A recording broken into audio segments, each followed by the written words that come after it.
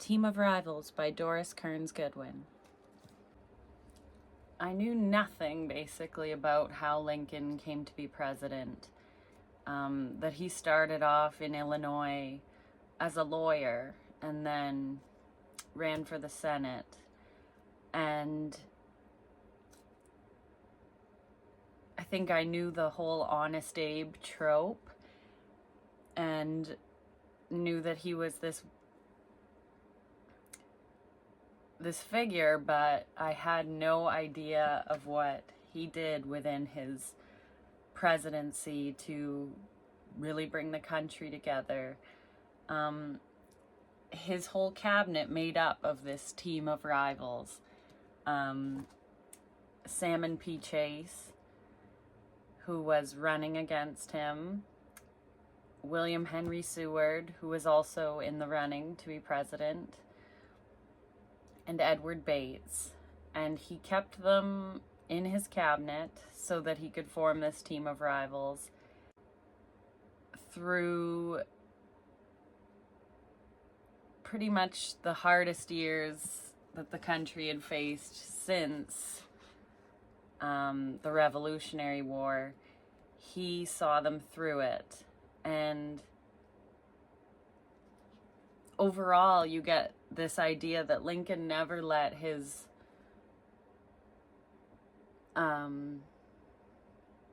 never let any personal slights or things like that get in the way of what was good for the country. And like, there were some times where people wanted to resign over this and that, and there were disputes. And he had always, taken time to think through the situation and never fire off any responses like, okay, you want to resign, resign. He was very much seeing the good that someone could do and saying, we need you right now in this time.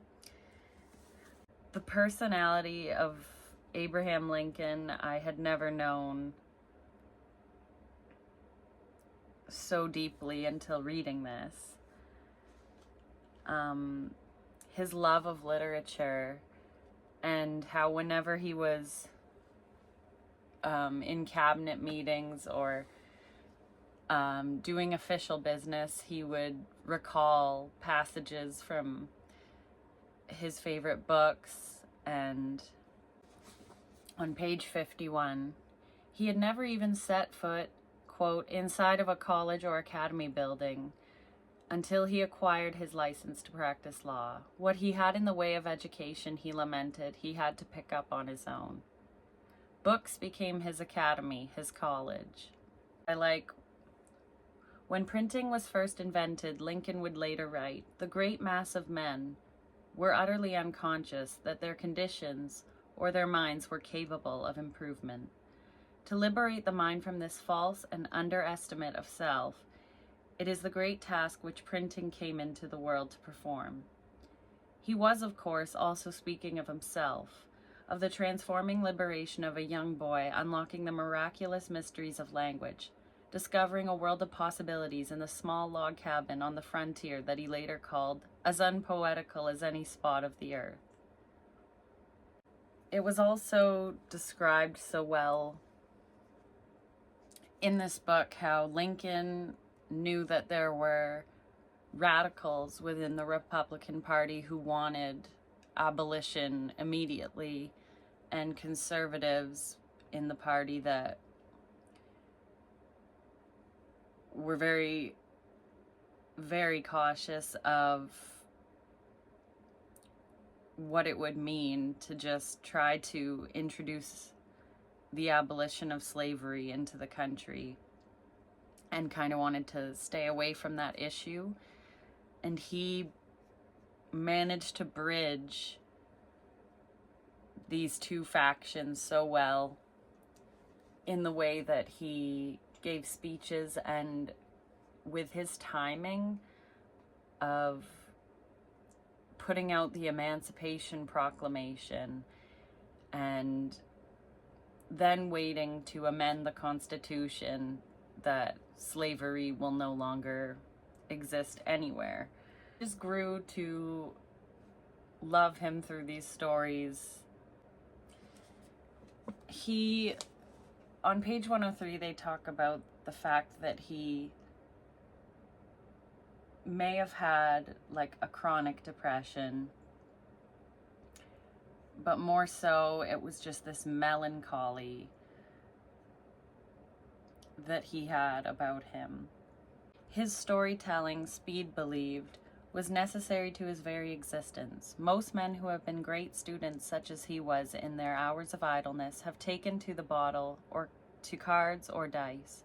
He had no fondness for any of these, hence he sought relaxation in anecdotes. Lincoln himself recognized that humor was an essential aspect of his temperament. He laughed, he explains, so he did not weep. He saw laughter as the, quote, joyous, universal, evergreen of life. His stories were intended to, quote, whistle off sadness. The melancholy stamped on Lincoln's nature derived in large part from an acute sensitivity to the pains and injustices he perceived in the world. He was uncommonly tender-hearted. He once stopped and tracked back half a mile to rescue a pig caught in a mire, not because he loved the pig, recollected a friend, just to take a pain out of his own mind. Though Lincoln's empathy was at the root of his melancholy, it would prove an enormous asset to his political career. His crowning gift of political diagnosis, suggested Nicolay, was due to his sympathy, which gave him the power to forecast with uncanny accuracy what his opponents were likely to do. I hadn't known that there was this political party called the Know Nothing Party that were basically anti-immigrant and anti-Catholic. The Know Nothings fought to delay citizenship for the new immigrants and bar them from voting. In the early 1850s, they won elections in several cities, swept to statewide victory in Massachusetts, and gained surprising ground in New York. There were bloody anti-Catholic riots in several northern cities. Lincoln had nothing but disdain for the discriminatory beliefs of the Know-Nothings. How can anyone who abhors the oppression of Negroes be in favor of degrading classes of white people? He queried his friend Joshua Speed. Our progress in degeneracy appears to me to be pretty rapid. As a nation, we begin by declaring that all men are created equal. We now practically read it, all men are created equal except Negroes. When the Know-Nothings get control, it will read, all men are created equal except Negroes and foreigners and Catholics. When it comes to this, I should prefer emigrating to some country where they make no pretense of loving liberty, to Russia, for instance. And I basically learned about the parties at that time. There were the Whigs, the Democrats, that the Democrats were the ones who supported the slavery and mainly represented the South. And in what eventually became the Republican Party, it was comprised of conscience Whigs, independent Democrats, and anti-slavery Know-Nothings.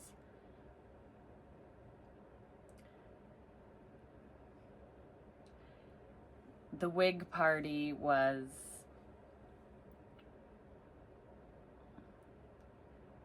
the party of Clay and Webster, Lincoln, Seward, and Bates, and it had been the first to decline as conscience Whigs.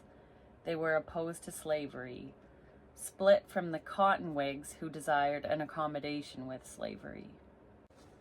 And it talks about how slavery was becoming more of an issue and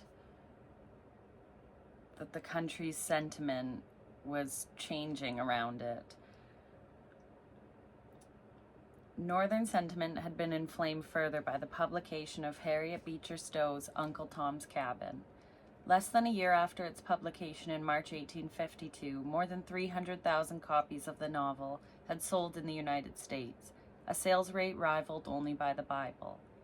Abolitionist leader Frederick Douglass later likened it to a flash that lit 1,000,000 campfires in front of the embattled hosts of slavery, awakening such powerful compassion for the slave and indignation against slavery that many previously unconcerned Americans were transformed into advocates for the anti-slavery cause.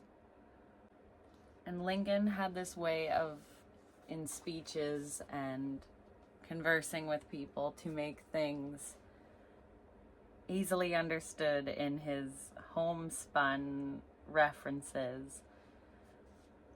Page 166. The pro-slavery argument that a vote for the Wilmot Proviso threatened the stability of the entire Union was reduced to absurdity by analogy. Because I may have refused to build an addition to my house, I thereby have decided to destroy the existing house. Such flashes of figurative language were always available to Lincoln to drive home a point, gracefully educating while entertaining. You get to see how he meets each of these cabinet members and form these relationships. Wells was appalled by Seward's talk of a higher law than the Constitution and his predictions of an irrepressible conflict. He was ready to support any candidate but Seward, despite the fact that Seward was the most popular among the Republicans. That afternoon, Lincoln and Wells spent several hours conversing on a bench in front of the store. Wells had read accounts of Lincoln's debates with Douglas and had noticed the extravagant reviews of his Cooper Union speech. There is no record of the conversation that day, but the Prairie lawyer left a strong imprint on Wells, who watched that evening as he delivered a 2-hour speech before an overflowing crowd at City Hall.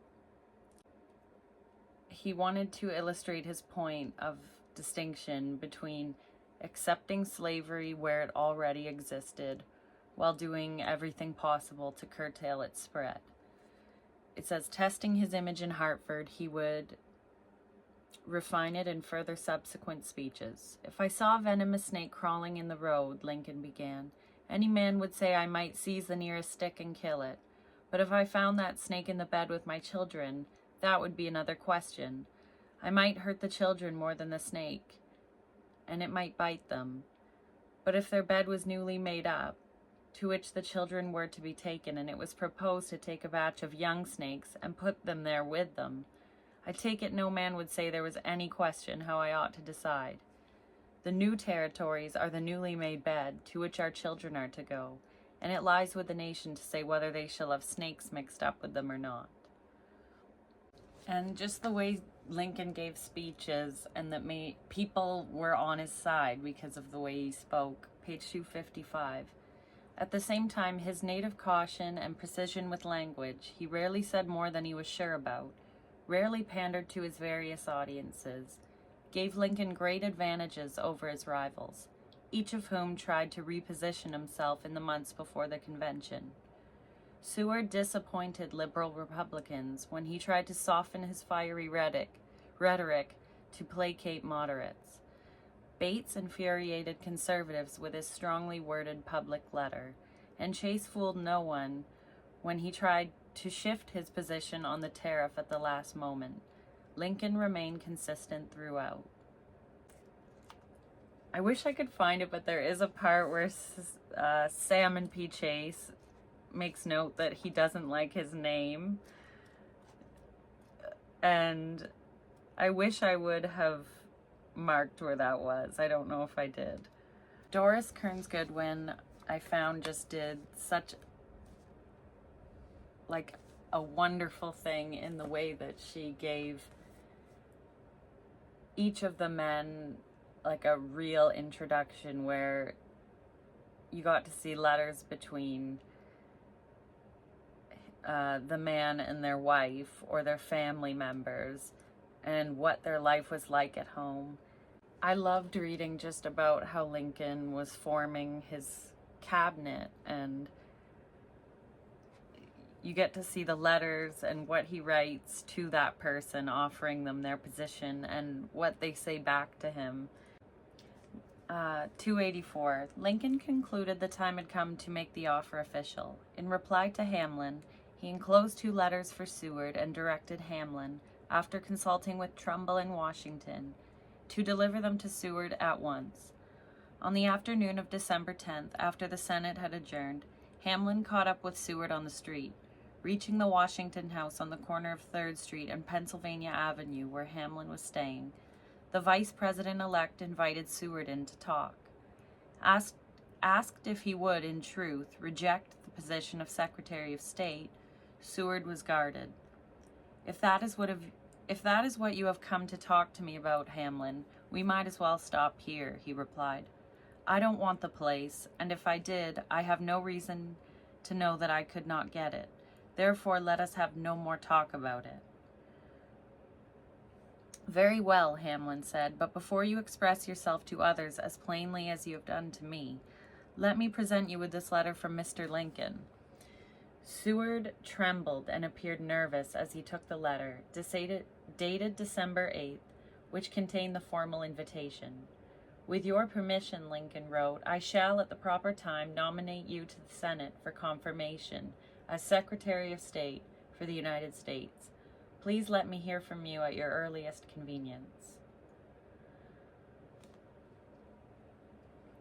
His face was pale with excitement. Seward grasped Hamlin's hand. This is remarkable, Mr. Hamlin. I will consider the matter. And it says 3 days later, he accepted.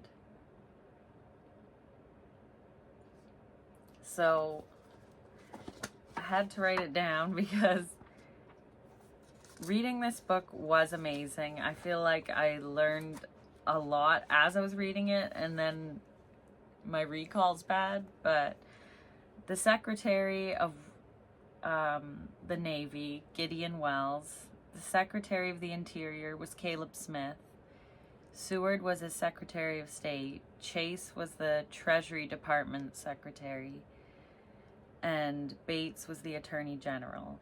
You hear the moment where Lincoln finds out that Fort Sumter has been attacked, and the decision on whether or not to send reinforcements by ship.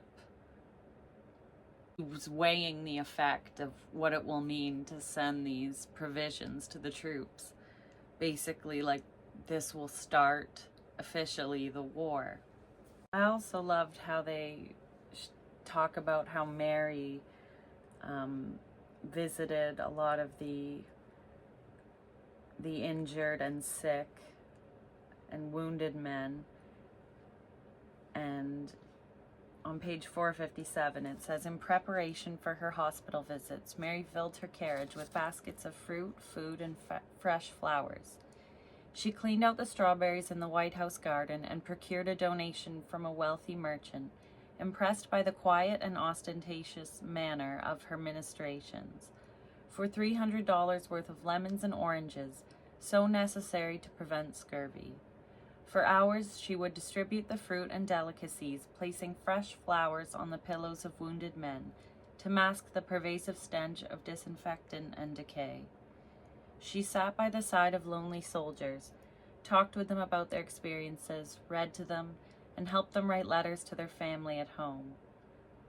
One wounded soldier discovered the identity of the kindly woman who had written to his mother explaining that he had been quite sick, but was recovering, only after Mary's letter had reached his home with the First Lady's signature. And just the effect of seeing the wounded men is talked about. You get a lot of these moments where Lincoln or Mary were with troops on the front lines, well, in Lincoln's case, visiting them, and just the reality of war weighing on them. Mary was just understandably like in a huge depression after her son Willie had passed away, and she would go to the hospitals to see the wounded soldiers, and it helped her cope with that grief. On page 456 it says, But for these humane employments, a friend who often accompanied her to the hospital wards recalled her saying, her heart would have broken when she lost her child. It is clear in the recollections of Walt Whitman, who worked as a nurse in the hospital wards, that the harrowing experience made one's little cares and difficulties disappear into nothing.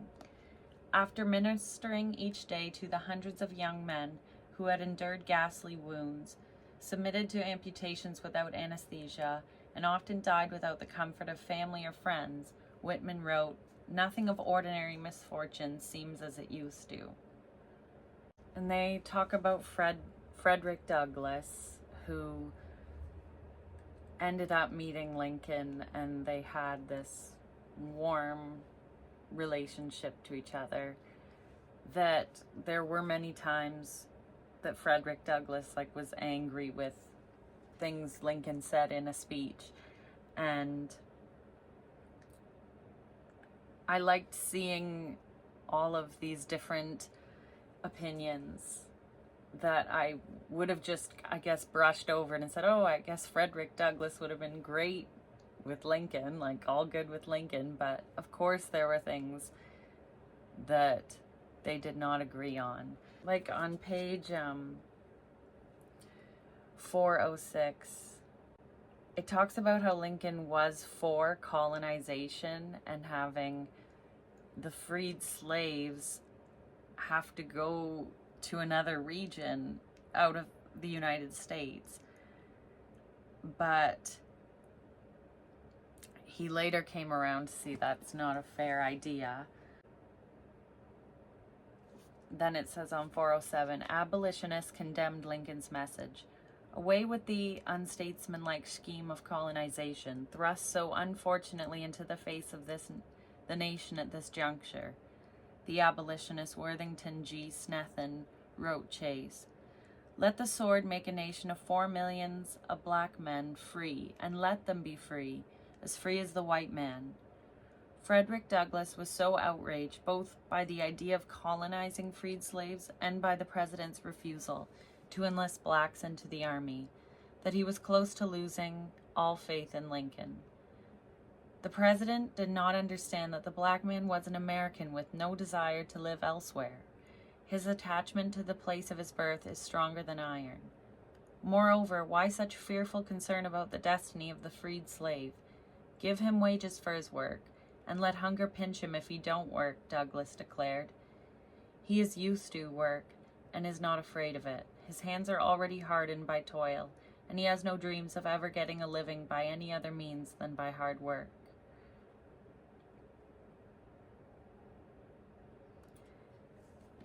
And Lincoln does eventually come around to the idea that colonization would be wrong. And eventually makes the allowance for freed slaves to become troops in the army.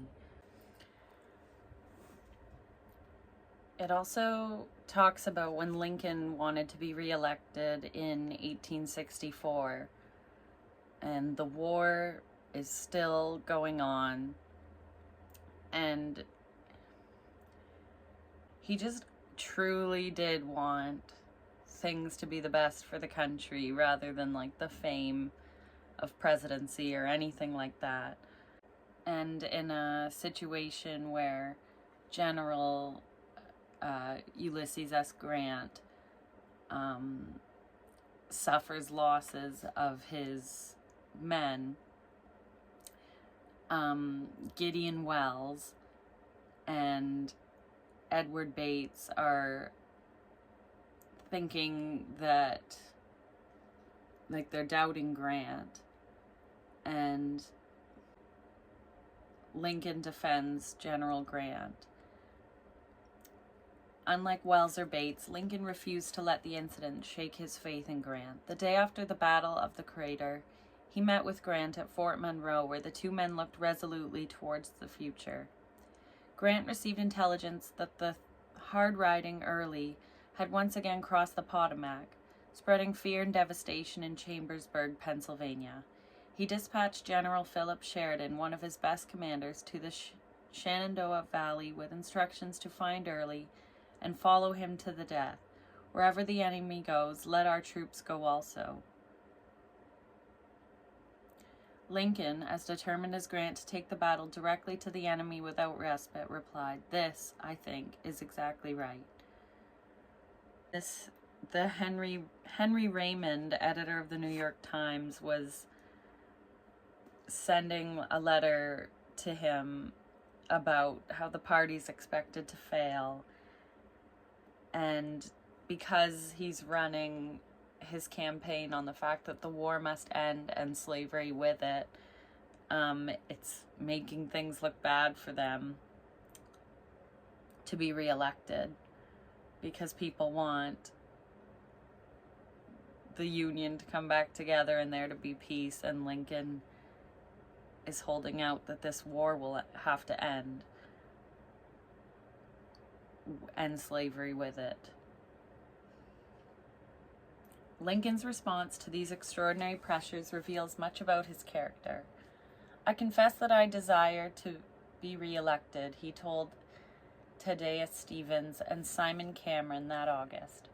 "I have the common pride of humanity to wish my past 4 years' administration endorsed, and besides, I honestly believe that I can better serve the nation in its need and peril than any new man could possibly do.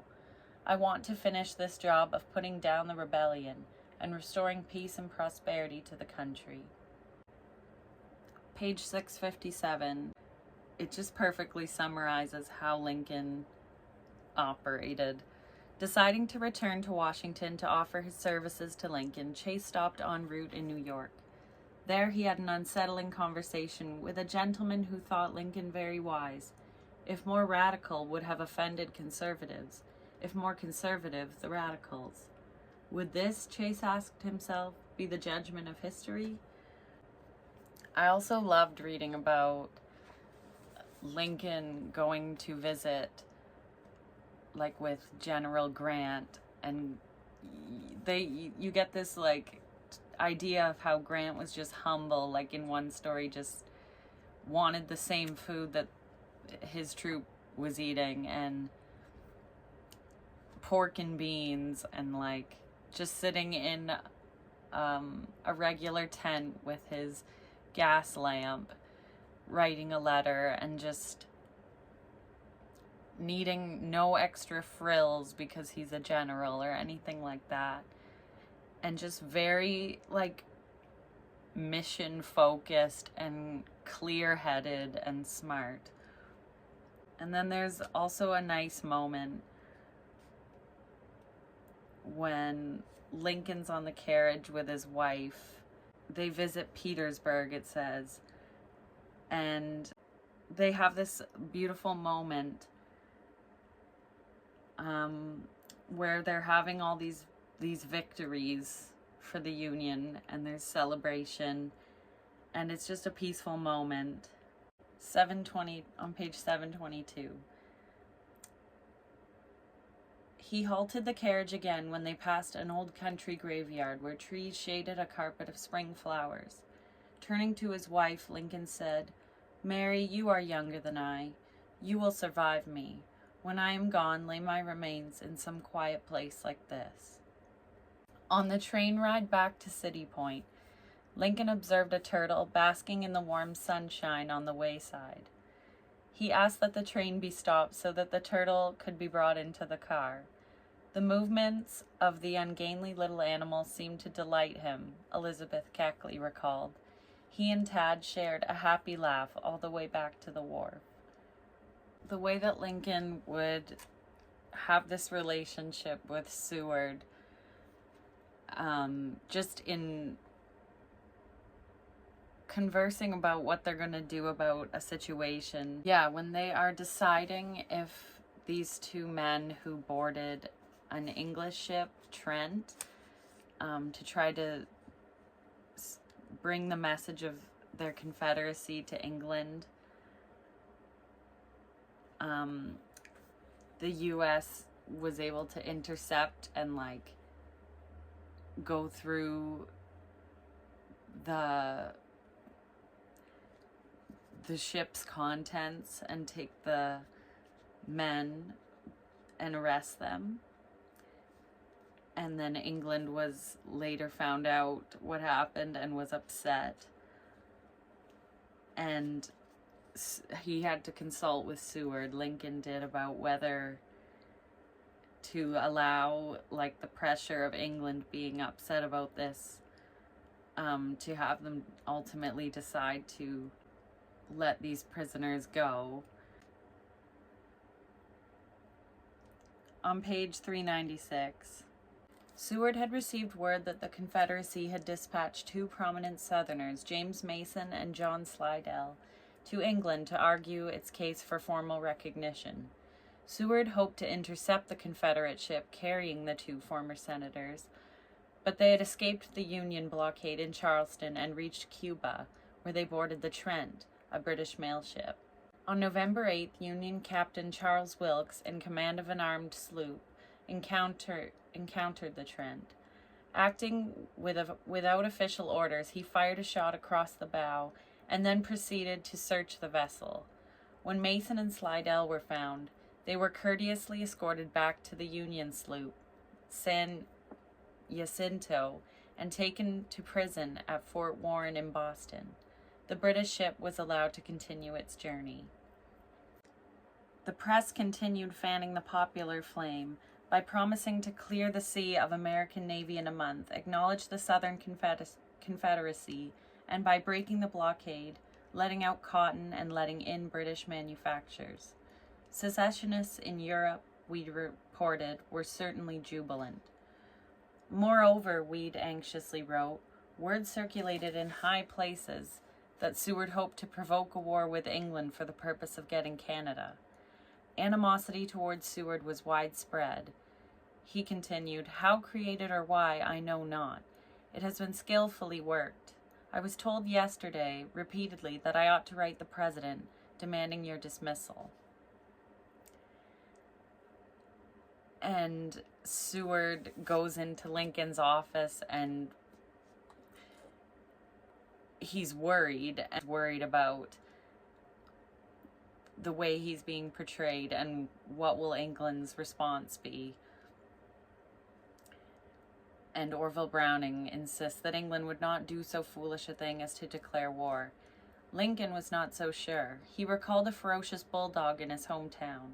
While neighbors convinced themselves that they had nothing to fear, one wise man observed, I know the bulldog will not bite. You know he will not bite.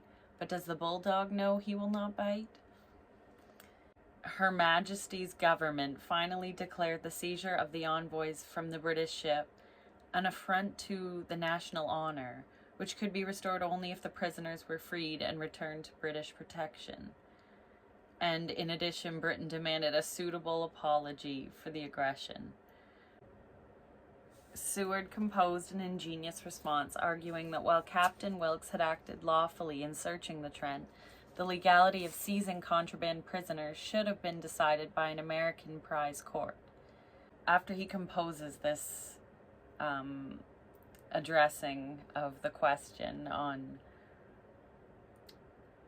what the United States response will be to Britain, then he presents the arguments in a cabinet session. The discussion continued for 4 hours, and they fear the displeasure of our own people, lest they should accuse us of timidly truckling to the power of England. And then, as the meeting adjourned, Lincoln turned to his Secretary of State. Governor Seward, you will go on, of course, preparing your answer, which, as I understand it, will state the reasons why they ought to be given up. Now I have a mind to try my hand at stating the reasons why they ought not to be given up. We will compare the points on each side. And then eventually, Lincoln kind of just says, page 400, with a smile, Lincoln replied, I have found I could not make an argument that would satisfy my own mind, and that proved to me your ground was the right one. And it says, Lincoln himself finally recognized both the diplomatic logic and the absolute necessity of giving up the prisoners. And Fred Seward, his son, respected the president for that and said, Presidents and kings are not apt to see flaws in their own arguments, he wrote, But fortunately for the Union, it had a president at this critical juncture who combined a logical intellect with an unselfish heart. Just the part at the end where they're talking about after Lincoln was assassinated, how his legacy just continued. They have a story where Tolstoy talks about that he was the guest of a tribal chief living far away from civilized life in the mountains. And the chief asked Tolstoy to tell stories about the famous men of history. So he ends up saying, when he was winding to a close, the chief stood and said, "But you have not told us a syllable about the greatest general and greatest ruler of the world. We want to know something about him. He was a hero. He spoke with a voice of thunder. He laughed like the sunrise, and his deeds were as strong as the rock. His name was Lincoln, and the country in which he lived is called America, which is so far away that if a youth should journey to reach it, he would be an old man when he arrived. Tell us of that man." And he tells them everything he knows about Lincoln. When he finished, they were so grateful for the story. They presented him with a wonderful Arabian horse. And that, I guess, one of the men wanted a picture of Lincoln, and when he finally gives it to him, he says, "As I handed it to the rider, he noted that the man's hand trembled as he took it. He gazed for several minutes silently, like one in a reverent prayer, his eyes filled with tears." Washington was a typical American, Napoleon was a typical Frenchman, but Lincoln was a humanitarian as broad as the world. He was bigger than his country, bigger than all the presidents together. "We are still too near his greatness," Tolstoy concluded, "but after a few centuries more, our posterity will find him considerably bigger than we do. His genius is still too strong and too powerful for the common understanding, just as the sun is too hot when its light beams directly on us." Days and the events before the day that he's killed, they're just so happy. And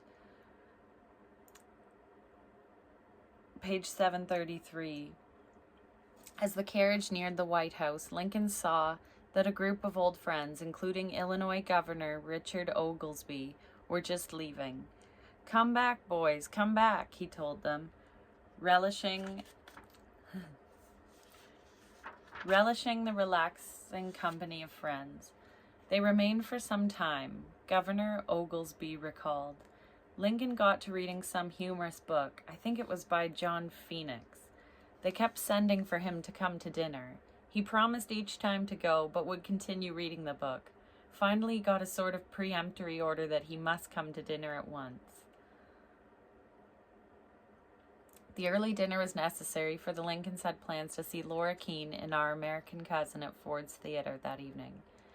After supper, the president met with Noah Brooks, Massachusetts Congressman George Ashmun, and Speaker Colfax, who was soon to depart for California. "How I would rejoice to make that trip," Lincoln told Colfax, "but public duties chain me down here, and I can only envy you its pleasures." To Noah Brooks, Lincoln had never seemed more hopeful and more buoyant concerning the condition of the country. He was full of fun and anecdotes, feeling especially jubilant at the prospect before us. That is the night that he is at the theater and is killed. And Lincoln bonded with the troops, and this is a part where they're talking about his re-election for 1864 on page 663. Lincoln thought differently. He trusted the bond he had developed with his soldiers during his many trips to the front. After every defeat, he had joined them, riding slowly along their lines, boosting their spirits. He had wandered companionably through their encampments, fascinated by the smallest details of camp life. Sitting with the wounded in hospital tents, he had taken their hands and wished them well. The humorous stories he had told clusters of soldiers had been retold to hundreds more. The historian William Davis estimates that 250,000 or more had had some glimpse of him on their own. In addition, word of his pardons to soldiers who had fallen asleep on picket duty or exhibited fear in the midst of battle had spread through the ranks. Most important of all, through his eloquent speeches and public letters, he had given profound meaning to the struggle for which they were risking their lives. And just his visits with General Grant, I loved reading about. On page 630, reaching the front, the president took a long and lingering look at the sights of Petersburg, where Lee's armies were gathered behind formidable earthworks. On the return ship, they passed a brigade of black soldiers who rushed forward to greet the president, screaming, yelling, shouting, "Hurrah for the Liberator! Hurrah for the President!" Their spontaneous outburst moved Lincoln to tears, and his voice was so broken by emotion that he could hardly reply. That evening, Porter recalled, as Lincoln sat for hours with General Grant and his staff, we had an opportunity of appreciating his charm as a talker and hearing some of the stories for which he had become celebrated. The young aide-de-camp observed what so many others had seen before, that Lincoln did not tell a story merely for the sake of the anecdote, but to point a moral or clench a fact. Seated on a low camp chair with his long legs wrapped around each other, as if in an effort to get them out of the way, he used his arms to accompany his words and joined heartily with the listeners in the laugh which followed. When the convivial evening came to a close, the president walked with Porter to his tent, taking a peek inside, from curiosity, doubtless, to see how the officers were quartered, before returning to his stateroom on the Baltimore. The next morning, in excellent spirits, Lincoln steamed up the James River with Grant to visit General Butler and Admiral Samuel Phillips Lee, Elizabeth Blair's husband. Talking with Butler about Grant, he observed that when Grant once gets possession of a place, he holds on to it as if he had inherited it. Oh, and I love this part, General Grant, and just his succinct, determined way. On taking leave, General Grant took Lincoln aside, assuring him with a rousing pledge that the president would repeat and cite in the weeks ahead. You will never hear of me farther from Richmond than now, till I have taken it. I am just as sure of going into Richmond as I am of any future event. It may take a long summer day, but I will go in. 187, another great Lincoln story. While the Republican convention was in progress, Lincoln was staying at the American House in Urbana, Illinois, attending court. He was in high spirits, recalled Henry Whitney, having engaged in one of the practical jokes of which he was so fond. He had hidden the loud and annoying gong that summoned his fellow boarders to dinner. When the loss was discovered, Whitney entered the room and saw Lincoln sitting awkwardly in a chair tilted up after his fashion, looking amused, silly, and guilty. When Judge Davis told him he must put it back, Lincoln took the gong from its hiding place and returned it, after which he bounded up the stairs 2 steps at a time.